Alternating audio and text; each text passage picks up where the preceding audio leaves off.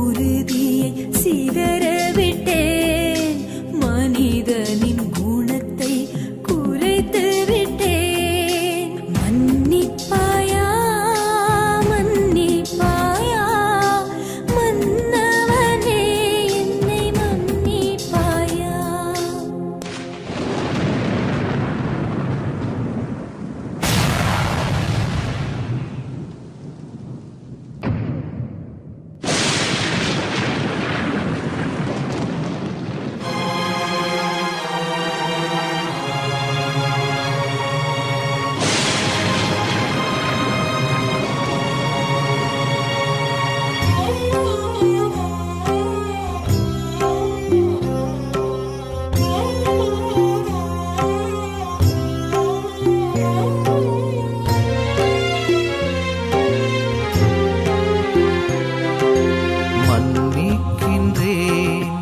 மன்னிக்கின்றேன் என் மகனே, எப்போதும் மன்னிக்கின்றேன்.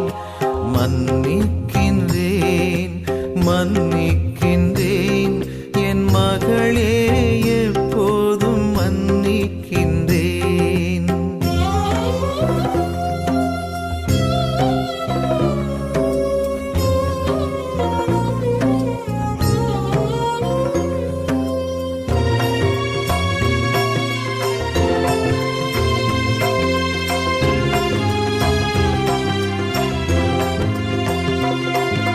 முள்முடி வேதனை உனக்காக, மும்முறை விழுந்ததும் உனக்காக, ஆணி கொண்ட காயங்கள் உனக்காக, என் ஆவியும் உயிரும் உனக்காக.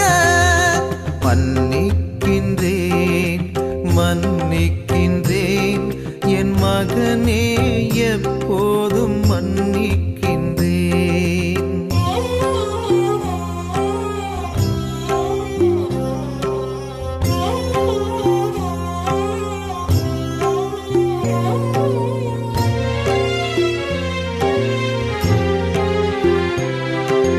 சிலுவை பாடுகள் உனக்காக, சிந்திய திரு ரத்தம் உனக்காக, கல்வாரி பலியும் உனக்காக, காலமெல்லாம் நான் உனக்காக. மன்னிக்கின்றேன் மன்னிக்கின்றேன் என் மகனே, எப்போதும் மன்னிக்கின்றேன். மன்னிக்கின்றேன் மன்னிக்கின்றேன் என் மகளே, எப்போதும் மன்னிக்கின்றேன்.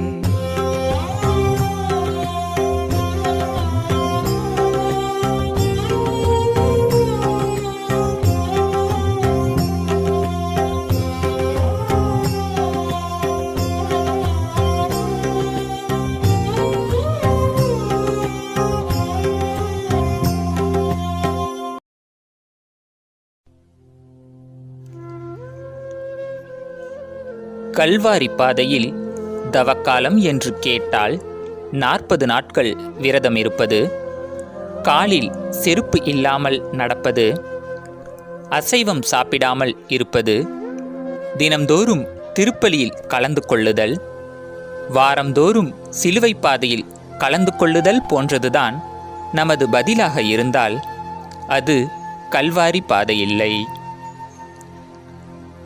இயேசுவின் கல்வாரி பாதை கரடு முரடானது, முட்கள் நிறைந்தது.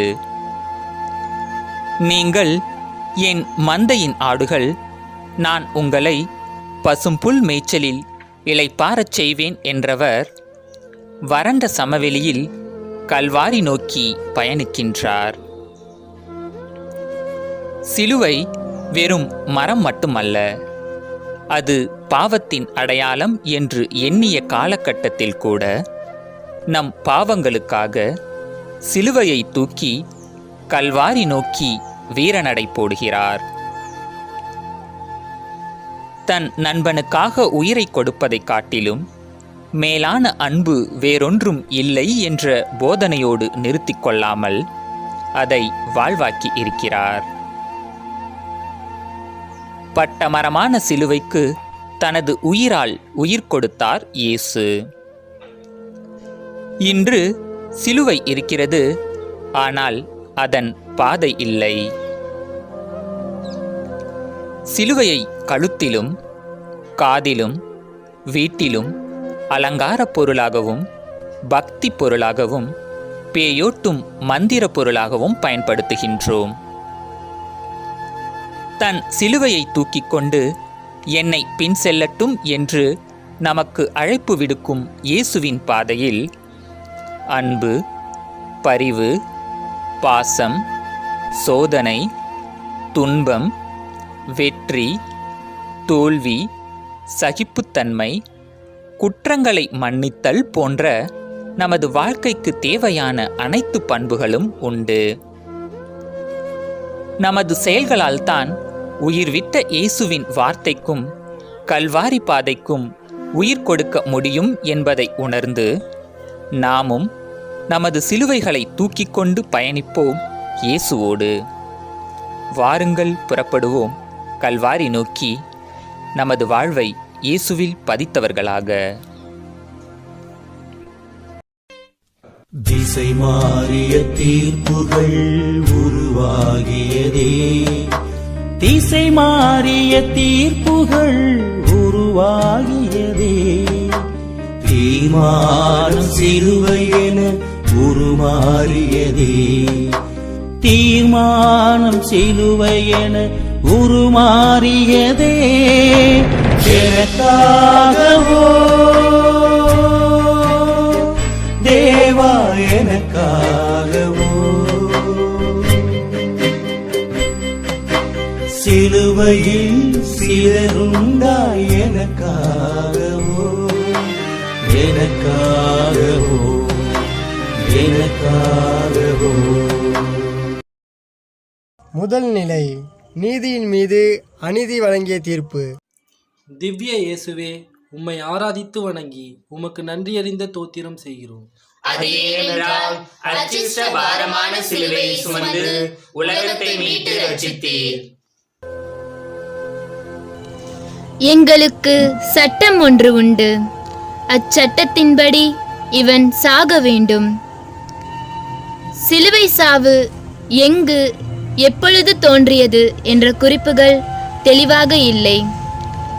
சிலுவை சாவு பாரசீக நாட்டில் தோன்றியிருக்கலாம் என்று அறிஞர்கள் கருதுகின்றனர். ரோமையர்களும் யூதர்களும் சிலுவை சாவை அடியோடு வெறுத்தனர்.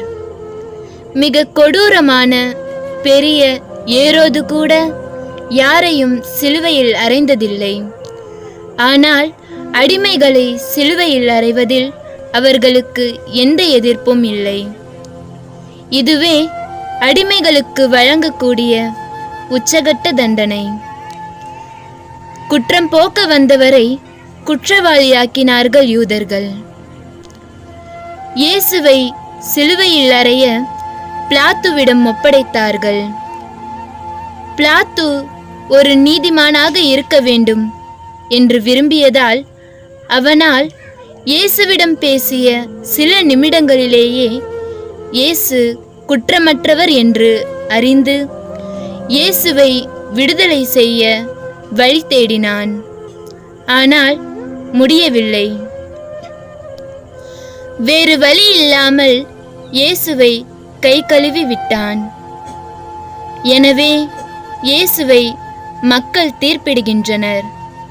விபச்சாரியை மன்னித்தவர், சக்கேயுவை மன்னித்தவர் இன்று பாவிகளின் மத்தியில் தீர்ப்புக்காக நிற்கிறார்.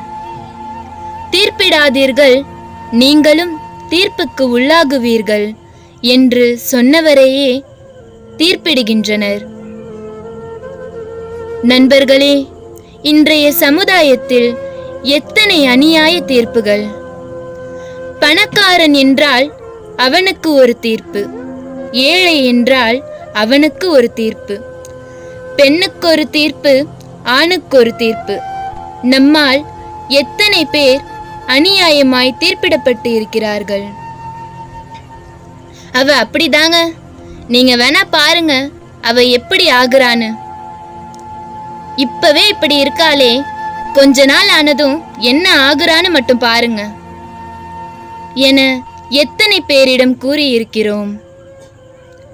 கால சூழ்நிலையால் ஒருவன் தடம் மாறி திருடனானால் அவனின் குடும்பத்திற்கும் மகனுக்கும் மகளுக்கும் எத்தனை தீர்ப்புகள் கிடைத்திருக்கும். வாயிலிருந்து வெளிவருவதே மனிதரை தீட்டுப்படுத்தும் என்ற இயேசுவின் வார்த்தைக்கேற்ப பெரியவர்கள் சிறியோரை தீச்சொல் கொண்டு தீர்ப்பிடாதிருக்க வேண்டும். சிந்தனை: எளியோரை அநியாய தீர்ப்பிடும்போது இயேசுவையே தீர்ப்பிடுகிறோம். நீ இயேசுவை அன்பு செய்வது உண்மை என்றால் இயேசு அநியாய தீர்ப்புக்கு ஆளானார் என நீ ஏற்றுக்கொண்டால் சிந்தித்துப் பார். இயேசு அன்பு செய்தாரா, இல்லை வெறுத்தாரா, அல்லது தீர்ப்பிட்டாரா, மன்னித்தாரா? உன் பதில் என்ன? ஜெபம். மன்னிப்பின் இறைவா, எல்லோரையும் அன்பு செய்யவும் ஏற்றுக்கொள்ளவும் யாரையும் தீர்ப்பிடாமல் மன்னித்து வாழவும் வரம் தாரும். ஆமேன். எங்கள் பேரில் தயவாயிரம் சுவாமி, எங்கள் பேரில் தயவாயிரம். எங்கள் பேரில் தயவாயிரம் சுவாமி, எங்கள் பேரில் தயவாயிரம். மரித்த விசுவாசிகளின் ஆன்மாக்கள் சர்வேஸ்வருடைய இரக்கத்தினால் நித்திய சமாதானத்தில் இளைப்பாற கடவன. ஆமென்.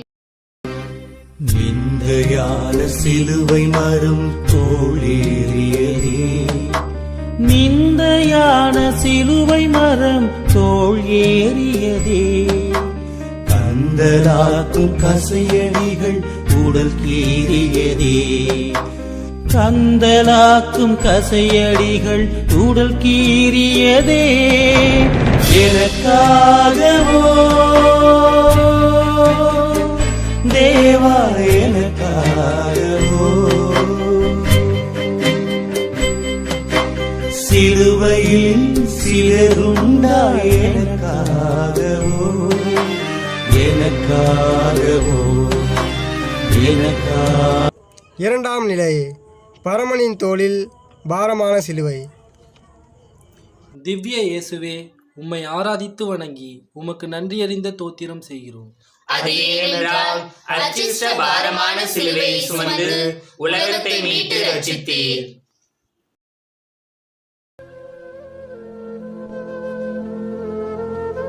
என்னை பின் செல்ல விரும்புகிறவன் தன்னையே மறுத்து தன் சிலுவையை சுமந்து கொண்டு என்னை பின்தொடரட்டும். சுமை சுமந்து சோர்ந்திருப்போரே, எல்லோரும் என்னிடம் வாருங்கள், நான் உங்களுக்கு இளைப்பாறுதல் தருகிறேன் என்ற ஆறுதல் வார்த்தையின் சொந்தக்காரர். நான் உங்களுக்கு சுமை தாங்கியாய் இருப்பேன், உங்கள் சுமைகளை என்னிடம் இறக்கி வையுங்கள் என்று கூறிய இயேசுவின் தோளின் மீதே பாரமான சிலுவை. நமக்கு விடுதலை அளிக்க வந்த விடுதலை வீரருக்கு விடுதலையை விரும்பாதவர்கள் சுமத்திய சுமைதான் இந்த பாரமான சிலுவை. அன்று யூத சமூகத்தில் சிலுவை என்பது அவமானத்தின் சின்னம். அது அடிமைகளுக்கும் திருடர்களுக்கும் புரட்சியாளர்களுக்கும் கொடுக்கப்படும் பரிசு. எனவே அந்த அவமானத்தை நம் இயேசுவுக்கு கொடுத்தனர். தொடக்க காலத்தில் குற்றவாளிகள் தடிகளாலும் ஈட்டிகளாலும் குத்தி கிழித்து கொல்லப்பட்டனர் அல்லது மரங்களில் கட்டி வைத்து கொல்லப்பட்டனர். காலப்போக்கில் சிலுவைகள் தோன்றின. சிலுவைகள் இரு வடிவங்களில் அமைந்திருந்தன. பல சிலுவைகள் ஆங்கில எழுத்து எக்ஸ் வடிவிலும், சில வகை சிலுவைகள் நாம் பார்த்து பழக்கப்பட்ட கூட்டல் வடிவிலும் இருந்தன. இயேசுவின் தோள் மீது இரண்டாம் வகை சிலுவை சுமத்தப்பட்டது. அதில்தான் கொலைக்கான குற்றத்தை எழுதி வைக்க தகுந்த இடம் இருந்தது. கொலைக்களத்திற்கு இழுத்துச் செல்லப்படும் பொழுது கத்தாத செம்மறி போல தன் இலக்கு நோக்கி பயணம் செய்கிறார். தாங்க முடியாத சிலுவை சுமையால் தள்ளாடிய இயேசுவைப் போல் வறுமையாலும் வரதட்சணையாலும் கடன் தொல்லையாலும் வேலை இல்லாமை போன்ற சுமைகளாலும் தள்ளாடி தடிமாறும் மனிதர்களை தினம்தோறும் பார்க்கின்றோம். இது அவர்களுக்கு சுமை. குறைவான கூலிக்கு வேலை செய்தும் குடித்துவிட்டு வரும் குடும்பத் தலைவர்கள் குடும்பத்திற்கு சுமை. வரவை விட செலவு அதிகம் செய்யும் வீட்டுத் தலைவிகள் தலைவருக்கு சுமை. பொறுப்பற்ற ஒழுக்கமில்லாத குழந்தைகள் பெற்றோருக்கு சுமை. இப்படி நம் சுமைகளை பிறர் தலைமீது ஏற்றி பொறுப்பற்றவர்களாக இருக்கிறோம். இந்த சுமைகளை நாம் நம்மிடமிருந்து அகற்ற வேண்டாமா? சிந்தனை: நாம் சுமைகளாக மட்டும் இல்லாமல் சுமைத்தாங்கியாக மாற வேண்டாமா? இயேசுவிடம் பாடம் கற்று அவரைப் போன்று சுமைத்தாங்கியாக மாற முயல்வோம். ஜெபம். அன்பின் இறைவா, கள்ளமில்லா மனமும் பிறர் துன்பத்தை அறியும் நல்மனமும் தந்து இனி சுமையாக இல்லாமல் சுமைத்தாங்கியாக வாழ வரம் தாரும். ஆமேன். எங்கள் பேரில் தயவாயிரம் சுவாமி, எங்கள் பேரில் தயவாயிரம். எங்கள் பேரில் தயவாயிரம் சுவாமி, எங்கள் பேரில் தயவாயிரம். மரித்த விசுவாசிகளின் ஆன்மாக்கள் சர்வேஸ்வருடைய இரக்கத்தினால் நித்திய சமாதானத்தில் இளைப்பாற கடவன. ஆமென். தடம் நடுவே இடறி விட தரை விழுந்தீரே. தடம் நடுவே இடறி விட தரை விழுந்தீரே. உடமிட்ட பொன்னெனவே மீண்டெழுந்தீரே. உடம் இட்ட பொன்னெனவே மீண்டெழுந்தீரே. எனக்காகவோ தேவா, எனக்காகவோ சிலுவையில் சிதறுண்டா எனக்காகவோ, எனக்காகவோ. மூன்றாம் நிலை. மண்ணில் விழுந்து மனித கரையை துடைக்கிறார் மாபரன் இயேசு. திவ்ய இயேசுவே, உம்மை ஆராதித்து வணங்கி உமக்கு நன்றியறிந்த தோத்திரம் செய்கிறோம். அது ஏனென்றால் அச்சிஷ்ட பாரமான சிலுவையை சுமந்து உலகத்தை மீட்டு ரட்சித்தீர். இயேசு நம் குற்றங்களுக்காக காயமடைந்தார். நம் தீய செயலுக்காக நொறுக்கப்பட்டார். கசையடி எத்தனை அடி என்ற வரையறை எதுவும் இல்லை. 41 குறையாமல் என்பது யூத கசையடி முறையாகும். கசையடிக்கு பின் சிலுவை பாதை தொடங்குகிறது. கைதி பொதுவாக சிலுவையின் குறுக்கு தண்டை சுமந்து வர வேண்டும். பவனி நகரின் தெருக்கள் பொது இடங்கள் வழியாக செல்லும். கொலைக்கான குற்றம் கைதியின் கழுத்திலேயே தொங்கவிடப்படும். நாசரேத்து ஊர் இயேசு யூதர்களின் அரசன் என்பதே இயேசுவின் கொலைக்கான காரணம். மனிதன் பாதி மிருகம் பாதி என்பது போல் மிருக மனிதர்கள் அன்பான இயேசுவை அடித்து முள்முடி சூட்டி பாரமான சிலுவையை சுமத்தி கொடுமைப்படுத்துகிறார்கள். சிலுவையின் சுமை அழுத்தியதால் கரடு முரடான பாதையில் முதல் முறை மண்ணில் சாய்கிறார்.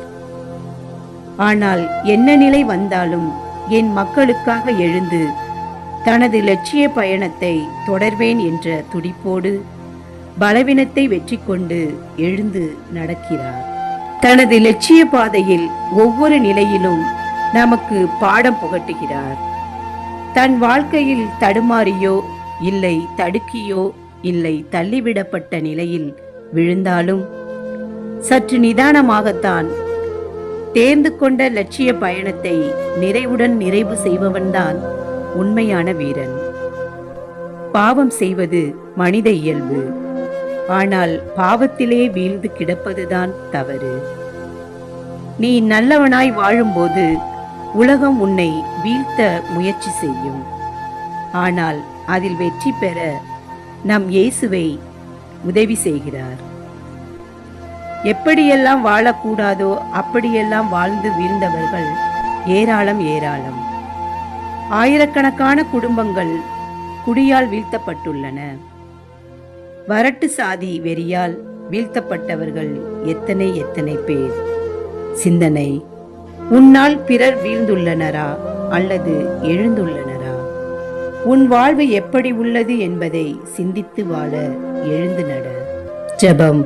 கல்வாரி நாயகனே, நாங்கள் பாவத்தில் விழுந்தாலும் பிறரை நாங்கள் பாவத்தில் விழ வைக்காமல் இருக்க வரம் தாரும். ஆமென். எங்கள் பேரில் தயவாயிரம் சுவாமி, எங்கள் பேரில் தயவாயிரம். எங்கள் பேரில் தயவாயிரம் சுவாமி, எங்கள் பேரில் தயவாயிரம். மரித்த விசுவாசிகளின் ஆன்மாக்கள் சர்வேஸ்வருடைய இரக்கத்தினால் நித்திய சமாதானத்தில் இளைப்பாற கடவன.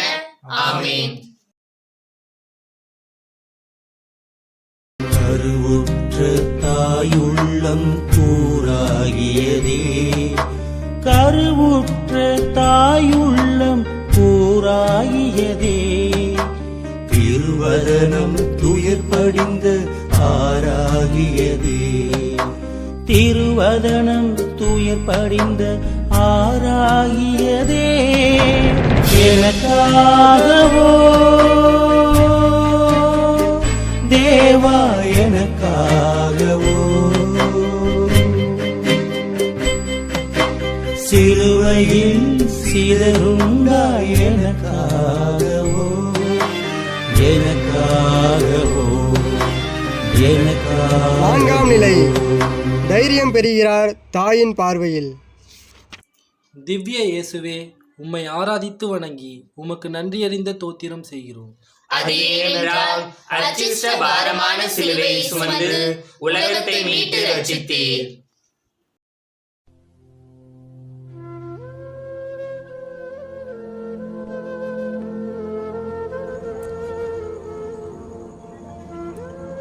பெற்ற தாய்க்கு அன்பு வற்றி போகுமோ?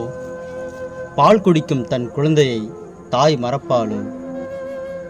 பாடுகளின் பாதையில் பாசமலரை கண்டு உறைந்து போனாலும் அன்னை உறுதியாய் உடனிருக்கிறாள். 10 மாதம் மடித்தாங்கிய தன் மகனை இக்கோலத்தில் கண்டதும் இடி விழுந்தது போல் அல்லவா இருந்திருக்கும் நம் அன்னைக்கு. ஆனால் இவையெல்லாம் எதிர்பார்த்த ஒன்றுதான். எதிர்க்கப்படும் அடையாளமாக இயேசு இருப்பார் என்பது சீயோனின் வாக்கு. அதனால்தான் சிலுவை சுமந்து செல்லும் பொழுது தன் மகனை கண்டும் கலங்காமல் நிற்கிறார். தள்ளாடி செல்லும் தன் மகனுக்கு பார்வையாலும் உடனிருப்பாலும் அவருக்கு பரிவும் ஆறுதலும் உற்சாகமும் தந்து வழி அனுப்புகிறார். அன்னையின் மலர்ப்புதான் அவனுக்கு விளக்கு. குழந்தைகள் பெற்றோர்களை தோளுரித்து காட்டும் உண்மை சாட்சிகள். இயேசுவைப் போல் எத்தனை லட்சியவாதிகளை, நீதிமான்களை, உண்மையாக வாழக்கூடியவர்களை பெற்று எடுத்துள்ளார்கள் இன்றைய தாய்மார்கள். தங்கள் குழந்தைகள் நீதிக்காக, நியாயத்திற்காக பொது இடங்களில் தட்டி கேட்கும்போது, உனக்கென்ன தேவையில்லாத வேலை, யாருக்கும் இல்லாத அக்கறை உனக்கு மட்டும் எதற்கு, நீ மட்டும்தான் இருக்கிறாயா என்று கேட்கும் தாய்மார்களே இன்று ஏராளம்.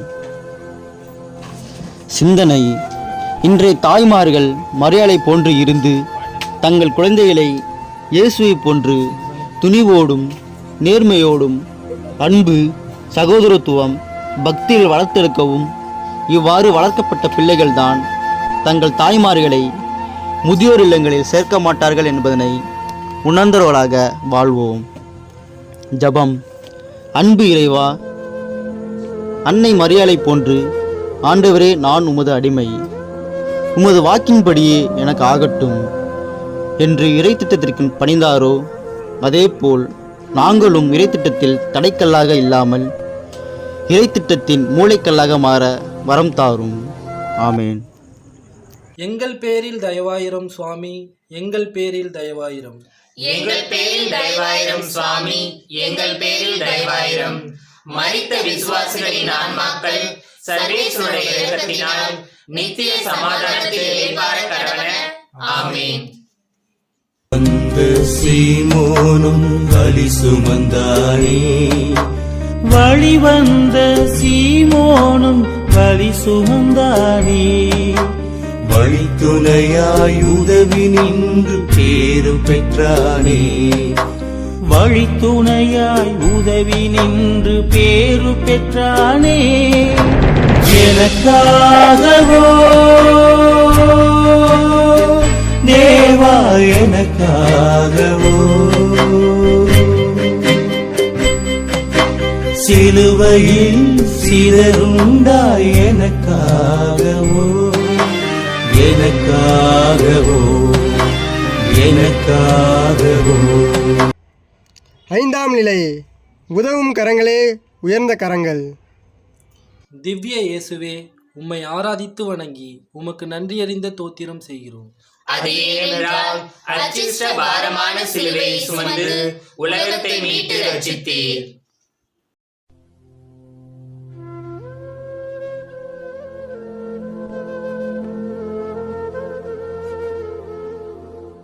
நீர் அளிக்கும் விடுதலை குறித்து அகமகிழ்வேன்.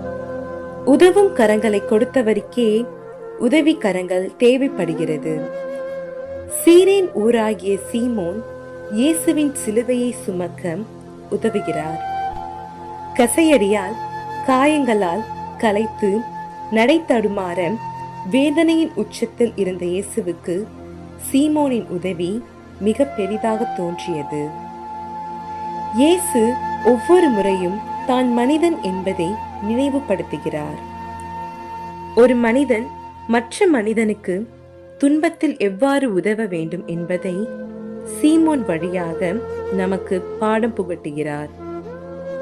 நம்மில் எத்தனை பேர் இயேசுவுக்கு உதவ முன் வருகிறோம்? நாம் அனைவரும் இயேசுவுக்காய் சிலுவை சுமக்க முன் வருவோம். அதில் எந்த சந்தேகமும் இல்லை. ஆனால் இயேசுவை தாம் எங்கே தேடுவது? இதோ உதவி தேவைப்படுகிற ஒவ்வொருவரும் இயேசுதான்.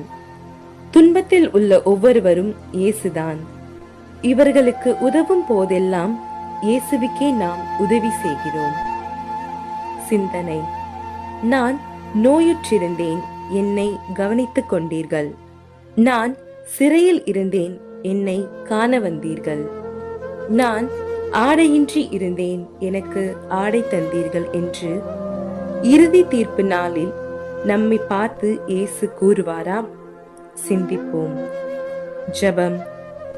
எளியோருக்கெல்லாம் எளியோராய் வாழ்ந்த எம் இறைவா, இன்று உமக்கு நாங்கள் உதவி செய்தால் கூட அதில் ஒரு விளம்பரம் தேடுகிறோம். சீமோனை போல் எந்த பிரதிபலனும் எதிர்பாராமல் வலது கை செய்வது இடது கை அறியாமல் உதவி செய்யும் நல் மனதை எங்களுக்கு தாரும். ஆமேன். எங்கள் பேரில் தயவாயிரம் சுவாமி, எங்கள் பேரில் தயவாயிரம். எங்கள் பேரில் தயவாயிரம் சுவாமி, எங்கள் பேரில் தயவாயிரம். மரித்த விசுவாசிகளின் ஆன்மாக்கள் சர்வேஸ்வருடைய இரக்கத்தினால் நித்திய சமாதானத்தில் இளைப்பாற கடவன. ஆமென். பெண்மணி இவர் முகம் துடைத்தாரே, துணிவு பெற்ற பெண்மணி இவர் முகம் துடைத்தாரே, துணியதிலே இறைமகனும் முகம் பதித்தாரே, துணியதிலே இறைமகனும் முகம் பதித்தாரே. எனக்காகவோ தேவா, எனக்காகவோ சிலுவையில் சிதறுண்டாய் எனக்காகவோ, எனக்காகவோ, எனக்காகவோ. ஆறாம் நிலை திவ்ய பெண்மை இயேசுவே, உண்மையாகிறது. உம்மை ஆராதித்து வெரோனிக்காவில் வணங்கி உமக்கு நன்றியறிந்த தோத்திரம் செய்கிறோம். அது ஏனென்றால் அச்சிஷ்ட பாரமான சிலுவையை சுமந்து உலகத்தை மீட்டு ரட்சித்தீர்.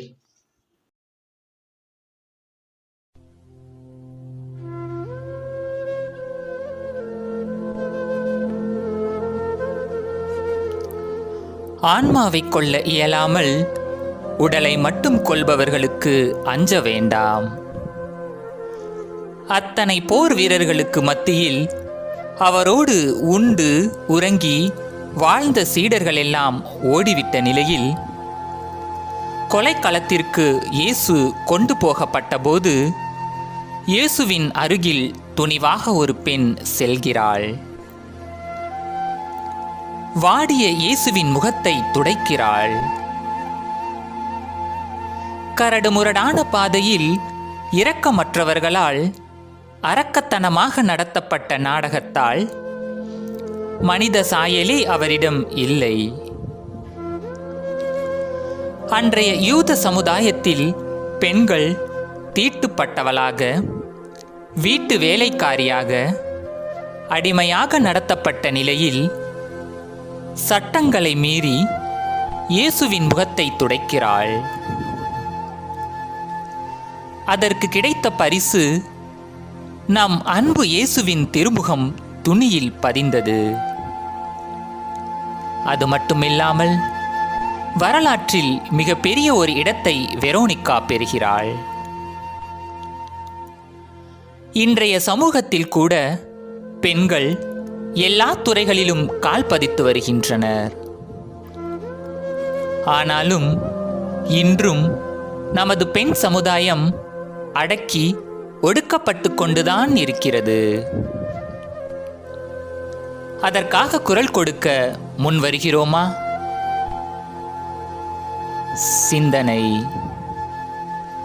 பெண்கள் நாட்டின் கண்கள் என்பதை உணர்ந்து பெண்களுக்கும் அவர்களின் உணர்வுகளுக்கும் தகுந்த மதிப்பு கொடுப்போம். ஜெபம். அன்பு இறைவா, நாங்கள் அனைவரும் சமம். எங்களின் சுதந்திரம் எவரையும் அடக்கி ஆளாதிருக்கவும், துன்பத்தில் இருப்பவர்களுக்கு ஆறுதல் அளிக்கவும், அப்பொழுதுதான் பாடுகளின் பாதையில் முகத்தை துடைக்கும் பாக்கியம் நாங்கள் பெறுவோம் என்பதை உணர்ந்தவர்களாக வாழ வரம் தாரும். ஆமீன்.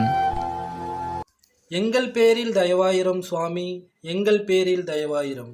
எங்கள் பேரில் தயவாயிரம் சுவாமி, எங்கள் பேரில் தயவாயிரம். மரித்த விசுவாசிகளின் ஆன்மாக்கள் சர்வேஸ்வருடைய இரக்கத்தினால் நித்திய சமாதானத்தில் இளைப்பாற கடவன. ஆமீன். விழுவதல்ல மனித வாழ்வு எழுவதல்லவா, விழுவதல்ல மனித வாழ்வு எழுவதல்லவா, எழுந்த தேவன் நமக்கு தந்த எழுத்தல்லவா, எழுந்த தேவன் நமக்கு தந்த எழுத்தல்லவா, எனக்காகவோ தேவா எனக்காகவோ சிலுவையில் சிறந்தாய் எனக்காகவோ, எனக்காகவோ, எனக்காகவோ. ஏழாம் நிலை. மண்ணில் பதியும் இரண்டாம் முத்தம். திவ்ய இயேசுவே, உம்மை ஆராதித்து வணங்கி உமக்கு நன்றியறிந்த தோத்திரம் செய்கிறோம். அது ஏனென்றால் அச்சிஷ்ட பாரமான சிலுவையை சுமந்து உலகத்தை மீட்டு ரட்சித்தீர்.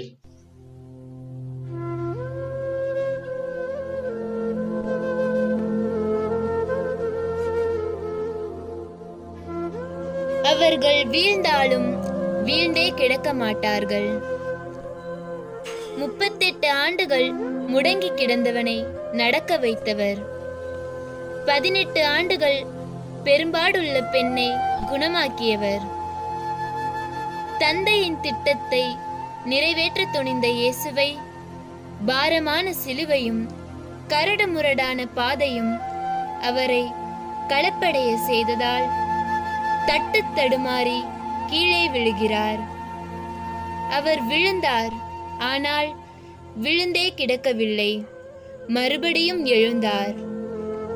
தம் லட்சிய பாதையில் மறுபடியும் விழுந்தாலும் தம் லட்சியத்தை அலட்சியம் செய்யவில்லை.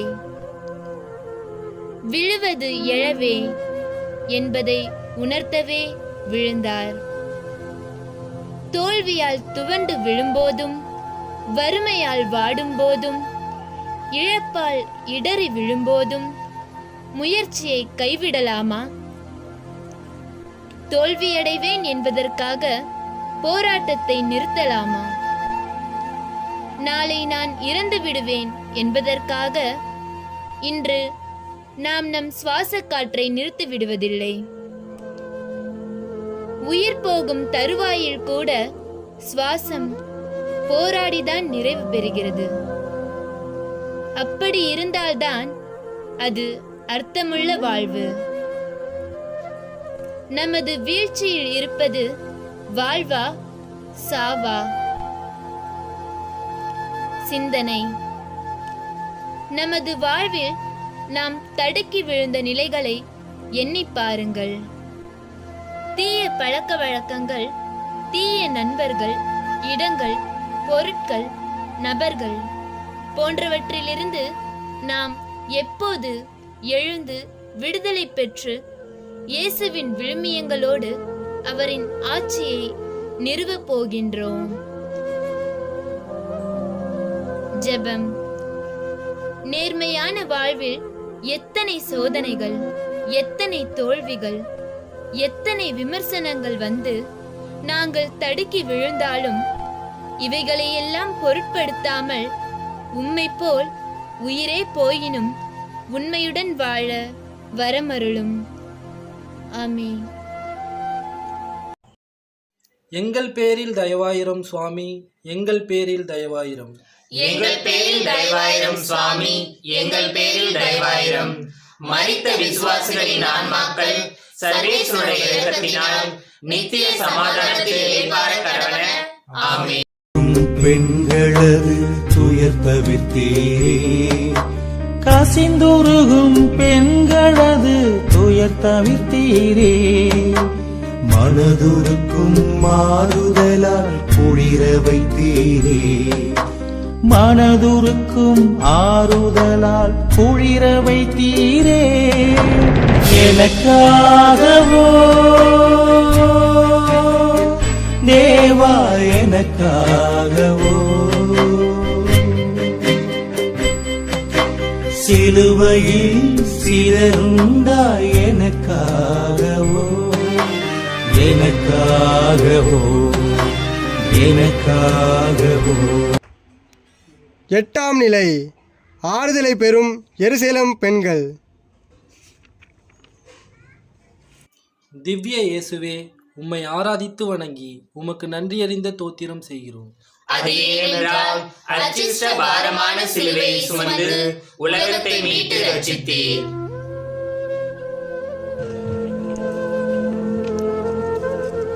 நீங்கள் எனக்காக அழ வேண்டாம், மாறாக உங்களுக்காகவும் உங்கள் மக்களுக்காகவும் அழுங்கள். இயேசுவின் பாராட்டையும் மன்னிப்பையும் பெற்ற கனானிய பெண் காணிக்கை செலுத்திய கைம்பெண், காலடியில் கருணை பெற்ற விபச்சார பெண்மணி, நம்பிக்கையோடு இருந்த நயின் ஊர் கைம்பெண். இப்படி இயேசுவின் பணிவாழ்வில் எத்தனையோ பெண்கள் ஆறுதலை பெற்றனர். இப்போது கல்வாரி பாதையின் இடையில் இயேசுவின் ஆறுதலை பெற்றனர் எருசலேம் பெண்கள். இயேசு அன்னை மரியாளின் வயிற்றில் இருக்கும்போதே எலிசபெத் அம்மாளை சந்தித்தார். ஆலயத்தில் அன்னாளை சந்தித்தார். கிணற்றின் அருகில் சமாரிய பெண்ணை சந்தித்தார். மார்த்தா மரியாவின் நட்பை பெற்றார். இறுதியாக கண்ணீரோடு கதறிய பெண்களை சந்தித்தார். தம் பணிவாழ்வில் பெண்களை மதித்து நடந்தார். பெண்கள் மூலமாக இச்சமுதாயத்திற்கு பல போதனைகளை வழங்கினார். ஆனால் இன்றும் பெண்களுக்கு விடுதலை எட்டாக்கனியாகத்தான் இருக்கிறது.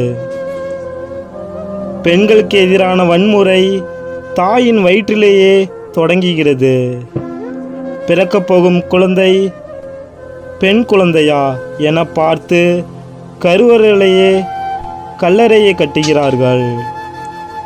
பிறக்கப் போகும் பெண் குழந்தைக்கு நல்லபடியாக பிறப்பனா என்ற கவலை, பிறந்த குழந்தைக்கு போதிய உணவில்லாத கவலை, வளர்ந்துவிட்ட பெண் குழந்தைக்கு நியாயமான சுதந்திரமில்லா கவலை, திருமண வயதுள்ள பெண்ணுக்கு வரதட்சணை கவலை.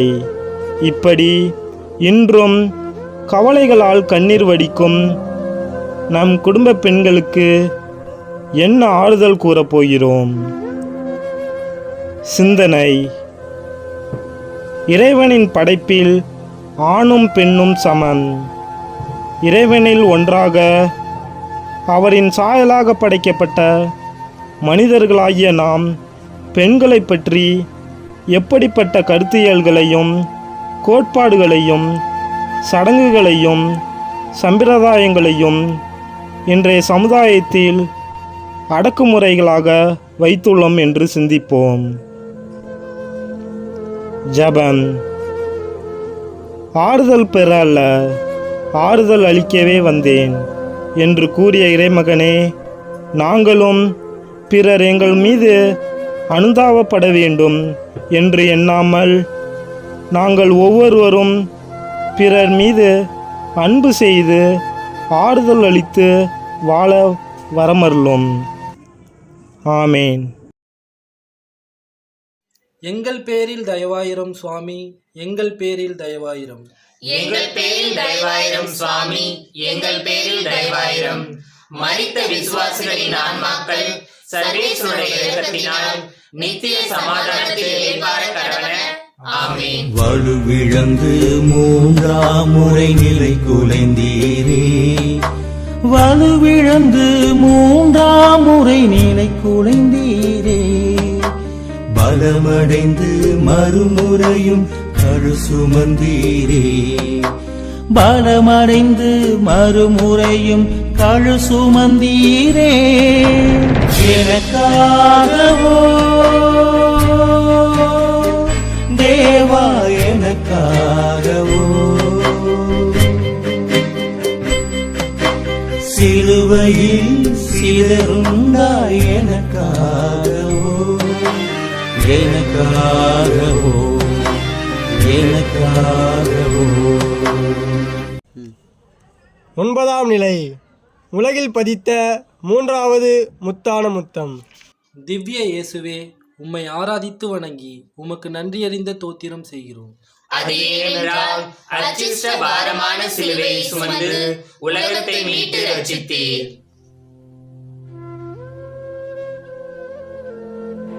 தந்தையே, உமக்கு விருப்பமானால் இத்துன்ப களத்தை என்னிடமிருந்து அகற்றியருளும்.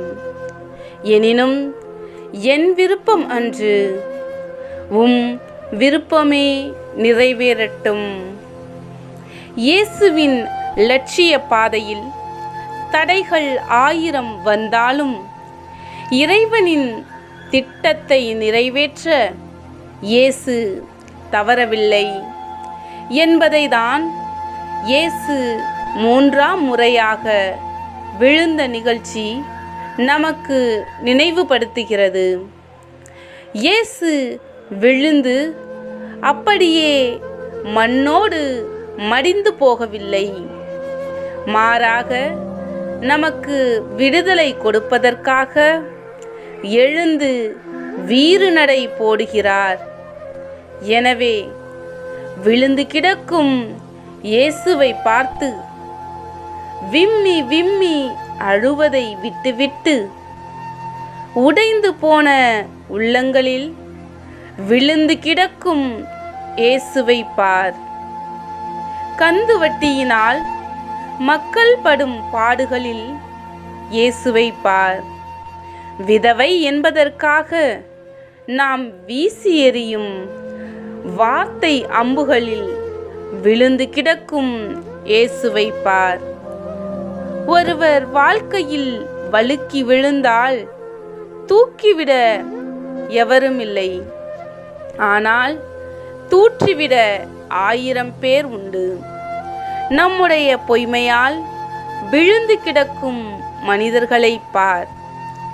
இது போன்றோருக்கு நாம் செய்யும் அநீதிகளால் விழுந்து கிடக்கும் இயேசுவை பார். இயேசு தடுக்கியோ தாமாகவோ தடுமாறியோ விழவில்லை, நம்மால் தான் தள்ளிவிடப்பட்டு விழுந்து விட்டார் என்பதை சிந்திப்போம். சிந்தனை: இன்று சமுதாயத்தில் விழுந்து கிடக்கும் மக்கள் எழுந்து நடக்கச் செய்ய நாம் என்ன செய்ய போகிறோம்? சிந்திப்போம். ஜெபம். அன்பு இறைவா, வாழ்வில் தடுக்கி விழுந்தவர் மீண்டும் எழ முயற்சி செய்யும்போது எமது வார்த்தையாலும் செயல்களாலும் அவர்களை தடுமாறி மீண்டும் விழ வைக்காமல் இருக்க நல்மனம் தாரும். ஆமேன்.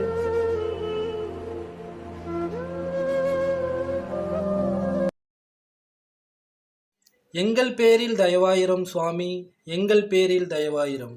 எங்கள் பேரில் தயவாயிரம் சுவாமி, எங்கள் பேரில் தயவாயிரம். மரித்த விசுவாசிகளின் ஆன்மாக்கள் சர்வேஸ்வருடைய இரக்கத்தினால் நித்திய சமாதானத்தில் இளைப்பாற கடவன. ஆமென். மானம் காத்த ஆடையினை பறித்து விட்டனரே, மானம் காத்த ஆடையினை பறித்து விட்டனரே. தானம் என சீட்டு போட்டு பிரித்து கொண்டனரே, தானம் என சீட்டு போட்டு பிரித்து கொண்டனரே. எனக்காகவோ தேவா, எனக்காகவோ சிலுவையில் சிதறுண்டா, எனக்காகவோ எனக்காகவோ எனக்காகவோ. 10ஆம் நிலை. ஆடை களையப்படும் அவமானத்தில் இயேசு. திவ்ய இயேசுவே, உம்மை ஆராதித்து வணங்கி உமக்கு நன்றியறிந்த தோத்திரம் செய்கிறோம். அது ஏனென்றால் அச்சிஷ்ட பாரமான சிலுவையை சுமந்து உலகத்தை மீட்டு ரட்சித்தீர்.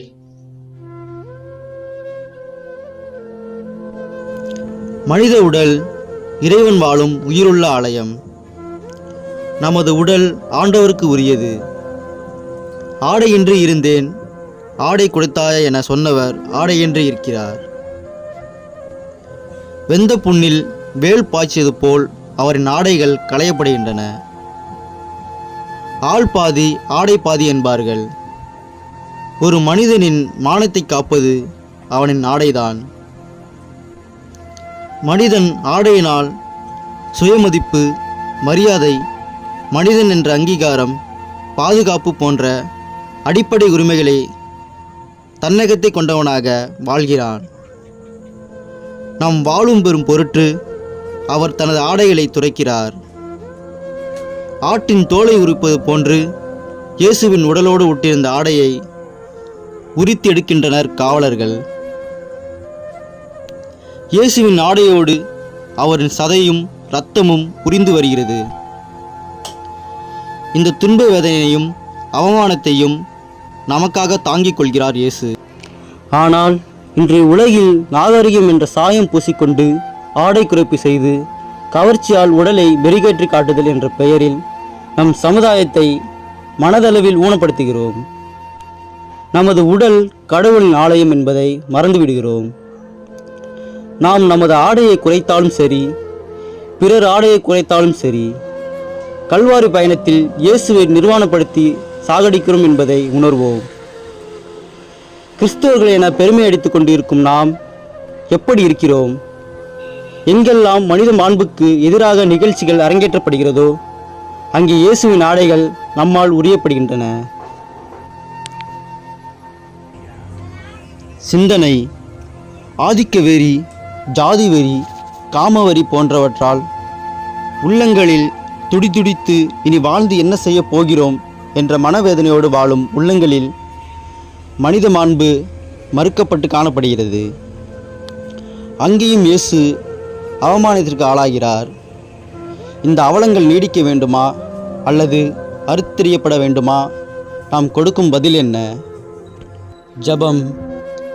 பிறரை களங்கப்படுத்துவதும் பிறர் அடையும் அவமானத்தில் இன்பம் காண்பதும் பிறர் பெயரை கெடுக்க நினைப்பதும் இறைவனின் ஆடைகளை களையும் செயலுக்கு நிகராகும் என்பதனை உணர்ந்தவளாக வாழ வரமருளும். ஆமேன்.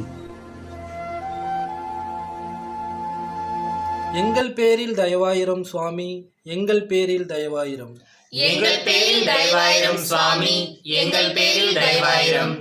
மரித்த விசுவாசிகளின் ஆன்மாக்கள் சர்வேஸ்வருடைய இரக்கத்தினால் நித்திய சமாதானத்தில் இளைப்பாற கடவன. ஆமென். தேவன் இயேசு உடல் தொங்கியதே, சிலுவைதனில் தேவன் இயேசு உடல் தொங்கியதே, உலக மீட்பருடலெங்கும் உறுதி பொங்கியதே, உலக மீட்பர் உடலெங்கும் உறுதி பொங்கியதே. எனக்காகவோ தேவா, எனக்காகவோ சிலுவையில் சிலருண்டாய், எனக்காகவோ எனக்காகவோ எனக்காகவோ. 11ஆம் நிலை. இயேசுவை சிலுவையோடு அறைந்த 3 ஆணிகள். திவ்ய இயேசுவே, உம்மை ஆராதித்து வணங்கி உமக்கு நன்றியறிந்த தோத்திரம் செய்கிறோம். அது ஏனென்றால் அச்சிஷ்ட பாரமான சிலுவையை சுமந்து உலகத்தை மீட்டு ரட்சித்தீர். அவருடைய காயங்களால் நாம் குணமடைந்தோம். நம் பாவங்களுக்காகவே அவர் காயப்பட்டார். உடலை கொள்பவர்களுக்கு அஞ்ச வேண்டாம் என்றவர் அஞ்சா நெஞ்சத்தவராய் சிலுவையில் அறையப்படுகிறார். அவர் கிரீடம் பெற விரும்பவில்லை. அதற்கு பதிலாக முள்முடியை ஏற்றுக்கொண்டார். பாவிகளை மன்னித்து ஆசிர்வதித்த கைகள் ஆணியை ஏற்றுக்கொண்டது. விடுதலையை நோக்கி பயணித்த பாதங்கள் ஆணியை பெற்றுக்கொண்டது.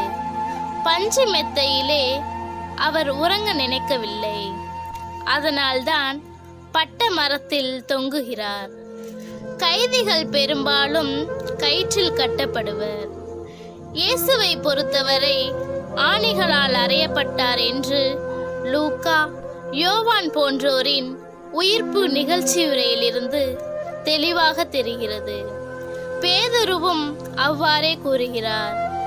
அவரை உள்ளங்கையில் ஆணிகளால் அறைந்திருக்க வாய்ப்பில்லை. ஏனெனில் உள்ளங்கையில் இருந்து உடலின் சுமையை தாங்க முடியாது. இயேசுவின் மணிக்கட்டில்தான் ஆணிகள் அறையப்பட்டிருக்க வேண்டும். இயேசுவை மூடியிருந்த துணியும் இதனைதான் உறுதி செய்கிறது. தன் உடல் எடையை இந்த 3 ஆணைகளில் சிலுவையை பகிர்ந்து கொள்கின்றார். உரிமை இழந்தவர்களின் உரிமைக்காக குரல் கொடுத்ததற்காக முதலாவது ஆணியையும், முகவரி இழந்தவர்களின் முகவரிக்காக உழைத்ததற்கு 2வது ஆணியையும், ஊனமுற்றவர்களை நடக்க செய்ததற்கு 3வது ஆணியையும் இன்முகத்தோடு ஏற்றுக்கொண்டார். அன்புக்காக ஏங்கியவர்களை அன்பு செய்ததற்கு இதயத்தில் ஈட்டியும், கொள்ளையர்களை சாட்டையால் அடித்ததற்கு முள்முடியை அணிவித்தும், அவர் தூக்கி வந்த சிலுவையை சிம்மாசனமாக்கி 3 ஆணிகளால் சிலுவையில் தொங்கவிட்டார்கள். சிந்தனை. சகோதர சகோதரிகளே, உன் பாவத்தால் இயேசு அன்று மட்டும் ஆணிகளால் அறையப்படவில்லை. இன்றும் சுயநலத்தால், குடிவெறியால் குடும்பங்களை சிலுவையில் அறையும் குடும்ப தலைவர்கள், உழைக்க மனமில்லாதவர்கள் வறுமை என்னும் ஆணிகளால் தன் குடும்பத்தில் உள்ளவர்களை சிலுவையில் அறைகின்றனர். சாதி, மதம், மொழி, சம்பிரதாயம் போன்ற ஆணிகளால் அறையப்பட்டு கிடக்கும் சமுதாயத்தில் இயேசு அறையப்பட்டு கொண்டேதான் இருக்கிறார். என்ன செய்ய போகிறோம் இன்று இயேசுவை விடுவிக்க? ஜெபம். என் பாவங்களுக்காக சிலுவை மரணத்தை பரிசாக ஏற்றுக்கொண்ட என் தேவனே, இனியாவது முகவரி இறந்து தவிப்போருக்காகவும் அன்புக்காக ஏங்குவோருக்காகவும் என் வாழ்வை அர்ப்பணித்து உம்மை போன்று வாழ்ந்து மாற்றத்தை கொண்டு வர வரம் தாரும். ஆமேன். எங்கள் பேரில் தயவாயிரம் சுவாமி, எங்கள் பேரில் தயவாயிரம். எங்கள் பேரில் தயவாயிரம் சுவாமி, எங்கள் பேரில் தயவாயிரம். மரித்த விசுவாசிகளின் ஆன்மாக்கள் சர்வேஸ்வருடைய இரக்கத்தினால் நித்திய சமாதானத்தில் இளைப்பாற கடவன. ஆமென். உயிர் பிரிந்து துயராகியதே, உடலை விட்டு உயிர் பிரிந்து துயராகியதே, உலகை விட்டு ஒளி மறைந்து இருளாகியதே, உலகை விட்டு ஒளி மறைந்து இருளாகியதே, எனக்காகவோ தேவா, எனக்காகவோ சிலுவையில் சிலருண்டாய், எனக்காகவோ எனக்காகவோ எனக்காகவோ. 12ஆம் நிலை, உயிரை கொடுத்து உறவை ஏற்படுத்தினார். திவ்ய இயேசுவே, உம்மை ஆராதித்து வணங்கி உமக்கு நன்றியறிந்த தோத்திரம் செய்கிறோம். அது ஏனென்றால் அச்சிஷ்ட பாரமான சிலுவையை சுமந்து உலகத்தை மீட்டு ரட்சித்தீர். தம் நண்பர்களுக்காக உயிரை கொடுப்பதை விட சிறந்த அன்பு யாரிடமும் இல்லை. சிலுவையில் தொங்கிக் கொண்டிருந்தோரின் வேதனைகளை குறைப்பதற்காக சில வேளைகளில் சில நற்செயல்களும் செய்யப்பட்டன. கைதியின் வேதனையை குறைப்பதற்காக மயக்க மருந்து போன்ற பானம் கொடுக்கப்பட்டது. இது திராட்சை ரசம், நறுமணப் பொருட்கள் கலந்த கலவை. இத்தகைய புளித்த காடியையே இயேசுவுக்கு கொடுத்ததாக தெரிகின்றது. ஆனால் இயேசு தம் வேதனையை குறைத்துக் கொள்ள எந்த ஒரு வழிவகையையும் ஏற்றுக்கொள்ளவில்லை. நண்பகல் தொடங்கி நாடெங்கும் 3 மணிக்கு இருள் உண்டாயிற்று. அப்பொழுது இயேசு, எலோயி எலோயி லெமா சபக்தானி என்று கத்தினார். இதற்கு, என் கடவுளே, என் கடவுளே, ஏன் என்னை கைவிட்டீர் என்பது பொருள். தான் இறக்கும் தருவாயில் கூட இயேசு பாவம் தவிர மற்ற அனைத்திலும் மனிதனாகத்தான் வாழ்ந்தார் என்பதனை உறுதி செய்கின்றார். ஒரு நொடி தந்தை என்னை கைவிட்டு விட்டாரோ என்று எண்ணினாலும் அடுத்த நொடியே எந்த நிலையிலும் என் தந்தை என்னை கைவிட மாட்டார். என் உயிர், உடல், ஆவி அனைத்துமே அவருக்கே சொந்தம் என்று எண்ணி, தந்தையே, உம் கைகளில் என் ஆவியை ஒப்படைக்கின்றேன் என்று தன் ஆவியை தந்தையிடம் ஒப்படைக்கின்றார். தனது உயிரை கொடுத்து நம்மை இறைவனின் பிள்ளைகளாக மாற்றியுள்ளார். உயிரை கொடுத்து உறவை ஏற்படுத்தி பாவத்திலிருந்து விடுதலையை பெற்றுத் தந்தார். சிலுவையும் ஆணியும் இயேசுவை கொல்லவில்லை. மாறாக மனிதனின் பாவங்களும் தவறான எண்ணங்களும் தான் அவரை கொலை செய்தது. இது ஆன்மீக ரீதியாக மட்டுமல்ல, அரசியல் ரீதியாகவும் அரங்கேற்றப்பட்ட கொலை. வேறு எவரும் இவர் போல் ஒரு புரட்சியாளராக மாறிவிடக்கூடாது என்பதற்கான கொலை மிரட்டல். நாம் கிறிஸ்துவை மட்டும் ஏற்றுக்கொள்கிறோமா அல்லது அவரது போதனைகளையும் ஏற்றுக்கொள்கிறோமா என்ற கேள்விக்கு பதில் சொல்ல தயாரா? சிந்தனை: தம் நண்பர்களுக்காக உயிரை கொடுப்பதை விட சிறந்த அன்பு யாரிடமும் இல்லை என்ற இயேசு தன் வாழ்வால் நிரூபித்து காட்டினார். அவரை பின்பற்றும் நாமும் அவரை போன்று வாழ தயாரா? ஜெபம். அன்பு ஆண்டவரே, நாங்கள் ஆயன் இல்லாத மந்தைகள் போல் அலைகழிக்கப்படுகின்றோம். எங்கள் பாவங்களுக்காக சிலுவையில் நீர் உயிரை தியாகம் செய்திருக்கின்றீர் என்பதனை உணர்ந்தவர்களாக வாழவும், பிறர் வாழ நாங்கள் உம்மை போன்று தியாகம் நிறைந்தவர்களாக வாழ வரமருளும். ஆமீன். எங்கள் பேரில் தயவாயிரம் சுவாமி, எங்கள் பேரில் தயவாயிரம். எங்கள் பேரில் தயவாயிரம் சுவாமி, எங்கள் பேரில் தயவாயிரம். மரித்த விசுவாசிகளின் ஆன்மாக்கள் சர்வேஸ்வருடைய இரக்கத்தினால் நித்திய சமாதானத்தில் இளைப்பாற கடவன.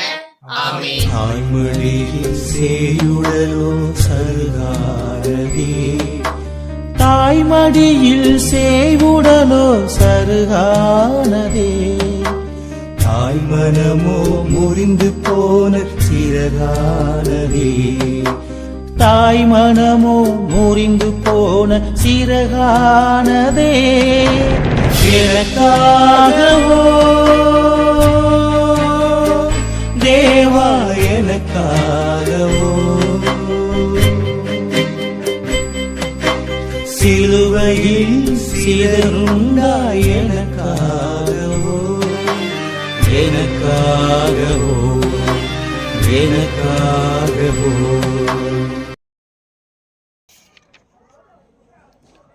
பதிமூன்றாம் நிலை. பரமனின் உடல் தாயின் மடியில். திவ்ய இயேசுவே, உம்மை ஆராதித்து வணங்கி உமக்கு நன்றியறிந்த தோத்திரம் செய்கிறோம். அது ஏனென்றால் அச்சிஷ்ட பாரமான சிலுவையை சுமந்து உலகத்தை மீட்டு ரட்சித்தீர்.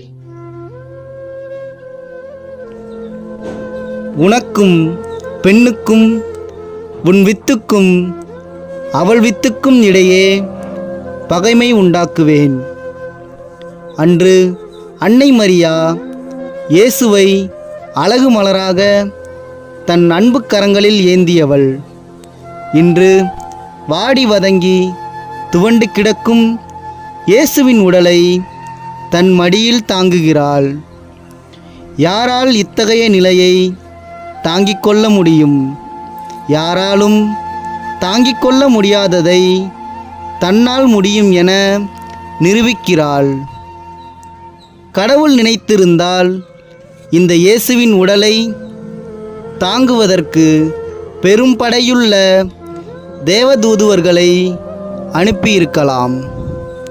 ஆனால் கடவுள் அனுப்பிய தேவதூதர் கன்னிமரியாள் தான்.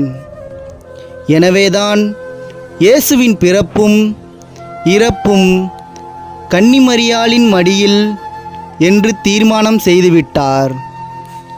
அன்னை கன்னிமரியாவை நாம் நம் சுயலாபத்திற்காக விமர்சன பார்வையில் விமர்சன பொருளாக பயன்படுத்துகின்றோம்.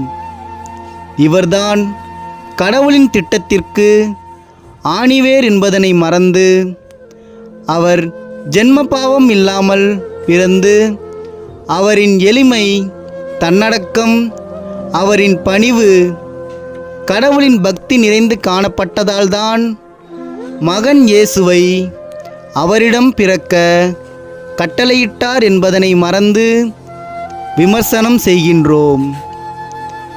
கடவுளால் தேர்ந்து கொள்ளப்பட்டவரை விமர்சனம் செய்ய இப்புவியில் எவருக்கும் உரிமையில்லை என்பதனை உணர்ந்தவர்களாக உம்மை பின்பற்றும் எங்களுக்கு முன்மாதிரியாக விளங்கும் கன்னிமரியாவின் மதிப்பீடுகளை நமதாக்குவோம்.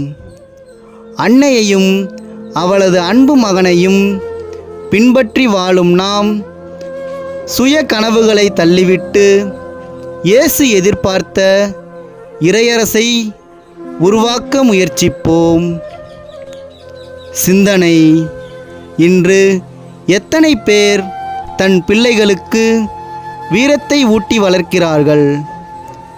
அன்னை மரியாவை மாதிரியாக வைத்து நாமும் நமது சொந்தங்களும் மற்றவர்களின் விடுதலைக்காக துணிந்து போராடுவோமா?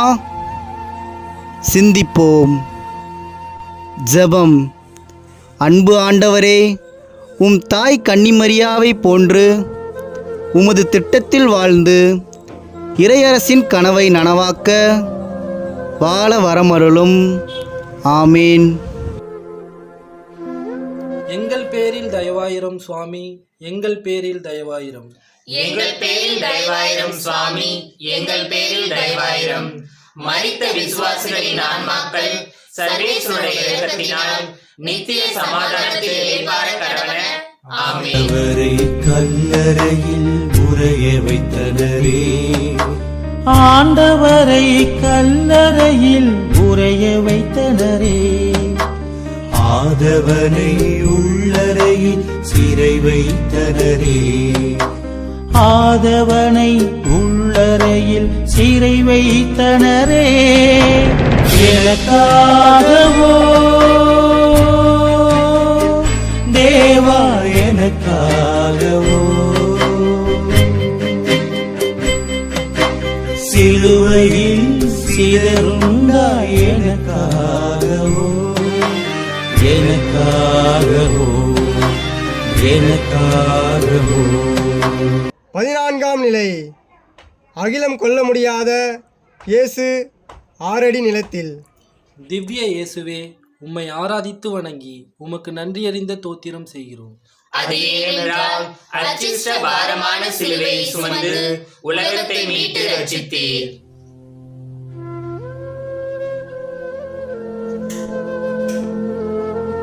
மண்ணில் நின்று உண்டாகிறதெல்லாம் மண்ணுக்கே திரும்பும். சிலுவையில் அறைந்து கொல்லப்பட்டவர்களின் உடல்கள் கல்லறையில் அடக்கம் செய்யப்படுவதில்லை. இவர்களின் உடலை அடக்கம் செய்ய ரோமையர்கள் அனுமதிப்பதும் இல்லை. காரணம், சிலுவையில் அறைந்து கொல்லப்பட்டவர்களை மக்கள் தெய்வமாக மாற்றிவிடக்கூடும் அல்லது தலைவராக உயர்த்தப்பட்டுவிட வாய்ப்புண்டு என்பதால் ரோமையர்கள் சிலுவையில் அறைந்து கொல்லப்பட்டவர்களின் உடல்களை உறவினர்களிடமோ அல்லது தெரிந்தவர்களிடமோ ஒப்படைக்க மறுத்தனர். அவர்களின் உடலை யாரும் வாங்க வந்ததில்லை, வாங்கவும் மறுத்தனர். ஏனெனில் சிலுவை அவமானத்தின் சின்னம் எனவும் சிலுவை சாவு மிகவும் கீழ்த்தரமான சாவு எனவும் கருதினர். எனவே அவர்களின் உடல்கள் சிலுவை மரத்திலே தொங்கவிடப்பட்டு பறவைகளுக்கும் காட்டு விலங்குகளுக்கும் உணவாக மாறின. இயேசுவின் சிலுவை சாவை பொறுத்தவரையில் அதிகாரிகளின் அனுமதியுடன் இயேசுவின் உடல் பூமியில் அடக்கம் செய்யப்பட்டது. வாழ்ந்த நாளெல்லாம் நமக்காக கையளிக்கப்பட்ட இயேசுவின் உடல் இன்று அரிமத்தியா ஊரைச் சேர்ந்த யோசேப்பு யூத அடக்க முறைப்படி நறுமண பொருட்களுடன் துணிகளில் சுற்றி அவர் சிலுவையில் அறையப்பட்ட இடத்தில் ஒரு தோட்டம் இருந்தது. அங்கு புதிய கல்லறை ஒன்றில் அடக்கம் செய்தார். யூதர்கள் உயிர்த்தெழுதலை நம்பினர். எனவேதான் இவர்கள் இயேசுவின் உடலை அடக்கம் செய்கின்றனர் மாற்றான் கல்லறையில். பணம் படைத்தவர்கள் பணத்தால் நீதியை குழி தோண்டி புதைக்கலாம். உரக்க பேசுபவர்கள் உண்மையை பொய்யாக்கி உண்மையை புதைக்கலாம். இருப்பவர்கள் இல்லாதவர்களை அடிமையாக்கி புதைக்கலாம். உண்மைக்காக போராடும் போது, நீதிக்காக குரல் கொடுக்கும் போதும் நாமும் புதைக்கப்படலாம். ஆனால் லட்சியவாதிகள் புதைக்கப்படுவதில்லை, மாறாக விதைக்கப்படுகிறார்கள். அவர்களின் லட்சியங்கள், நீதி, உண்மை, உரிமைகள் ஒரு நாள் உயிர்த்தெழும். இயேசு புதைக்கப்பட்டாலும் அவரின் விழுமியங்கள் நம்மில் உயிர் பெற வேண்டும். அதற்கு நாம் நமது வாழ்வை இயேசுவில் இணைக்க வேண்டும். சிந்தனை: இயேசு இறை திட்டத்தை நிறைவேற்றி நமக்கு வாழ்வு கொடுத்தார்.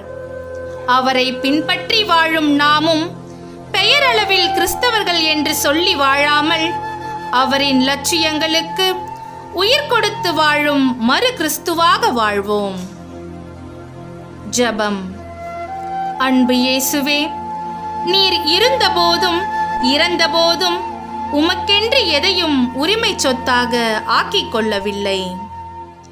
உம் பிறப்பும் இறப்பும் கூட மாற்றானிடம்தான். ஆனால் இன்று உம் பெயரை கூறிக்கொண்டு நிலைவாழ்வில்லாத சொத்தை நாங்கள் உரிமையாக்கிக் கொண்டிருக்கிறோம். நாங்களும் உம்மை போன்று பிறருக்கு வாழ்வு கொடுப்பவர்களாக வாழ வரம் தாரும். ஆமீன்.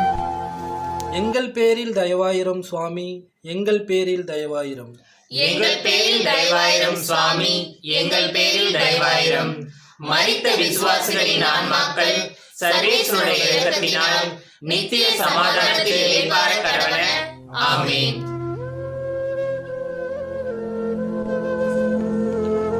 இன்று இப்பொழுது நாம் பயணித்த இயேசுவின் கல்வாரி பாதை, கரடுமுரடான பாதை, முட்கள் நிறைந்த பாதை, வழிகள் நிறைந்த பாதை, அவதூறுகளாலும் அவமானங்களாலும் அலங்கரிக்கப்பட்ட பாதை, பசப்பு மொழிகளையும் பரிசேயத்தனத்தையும் முறியடிக்கும் பாதை என்பதை உணர்ந்தோம்.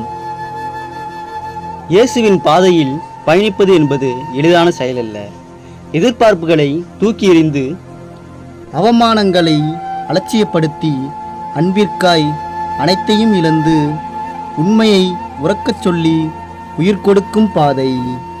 எண்ணத்தில் தெளிவும் உள்ளத்தில் உறுதியும் இதயத்தில் ஈரமும் கொண்டிருந்தால்தான் இயேசுவின் பாதையில் நாம் கால் பதிக்க இயலும் என்பதையும் உணர்ந்தோம். நம் விண்ணக வேந்தன் மனிதனின் மேல் கொண்ட அன்பால் ஏழையாகி எளிமை கோலம் தரித்து இறை திட்டம் நிறைவேற இறுதியில் தன் உயிரை சிலுவையில் தகன பலியாக்கினார். இக்கல்வாரி பாதையில் பயணிக்கும் நாம் உண்மை இறைவனை உயிர்ப்பில் கண்டு கொண்டு வழிகளை வரமாக்கி வாழ முயல்வோம். இயேசுவின் பாதையில் பயணிக்க ஆசைப்படும் நாம் அவர் அனுபவித்த வழிகளை, அவமானங்களை, துன்பங்களை நம் வாழ்விலும் முழுமையாக ஏற்று முத்தமிட வேண்டும். தன்னை வதைத்தோரையும் வசை மலர் சொரிந்தோரையும் மன்னிக்க இறையிடம் வரம் வேண்டிய இறைமகன் இயேசுவின் இரக்க உள்ளம் நம்மில் காணப்பட வேண்டும். அப்போது தான் இயேசுவின் பாதையில் நம்மால் பயணிக்க இயலும், பிறரும் பயணிக்க துணை செய்ய இயலும். வாருங்கள் பயணிப்போம் இந்நொடி முதல் இயேசுவின் பாதையில். நமது வாழ்வை இயேசுவின் பாதையில் பதிப்போம், இறைசக்தி பெறுவோம். தொடர்ந்து பயணிப்போம் இயேசுவின் பாதையில், இயேசுவின் சாட்சிகளாக. இயேசுவின் அன்பை உலகெங்கும் பரவச் செய்யும் சக்திகளாக மாறுவோம்.